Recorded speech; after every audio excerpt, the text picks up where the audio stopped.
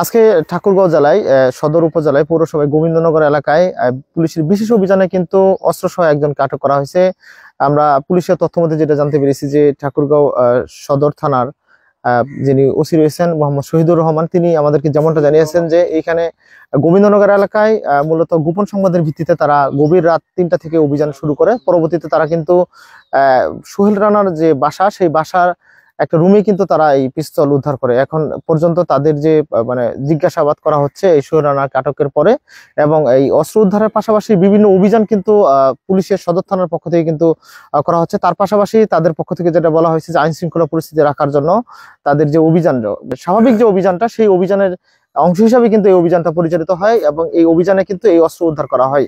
পুলিশের সাথে যেটা যুক্ত করেছে যে এই অভিযানের যে গোপন সংবাদের ভিত্তিতে তারা এই অভিযান পরিচালনা করে, এবং যিনি আটক হয়েছেন সোহেল, তিনি কিন্তু গোবিন্দনগর এলাকার মৃত খুরশিদ আলীর ছেলে, এবং এছাড়াও তিনি একটি এজেন্ট ব্যাংকের কিন্তু তিনি রহিমানপুর ইউনিয়নের পল্লীবিদ্যুৎ এলাকায় একটি ডাচ বাংলা এজেন্ট ব্যাংকের কিন্তু কর্মরত রয়েছেন।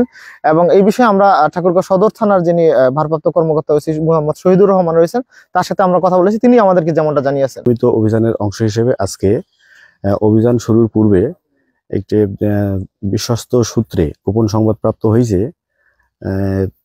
একটি অস্ত্র উদ্ধার হইতে পারে।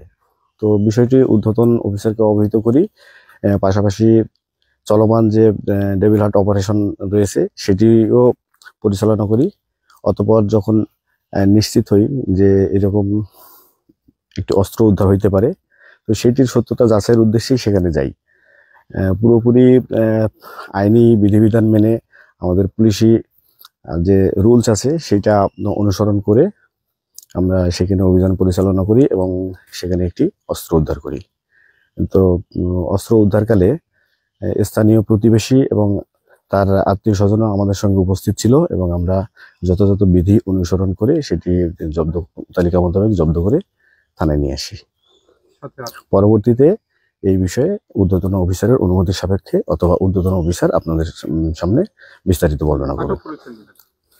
হ্যাঁ, ডেভিল হান্ট অপারেশনে আমরা একজনকে আটক করেছি, আর এই অস্ত্র উদ্ধারকালে একজনকে আর কি তার বাড়ির মালিককে অস্ত্র সহ আটক করছি।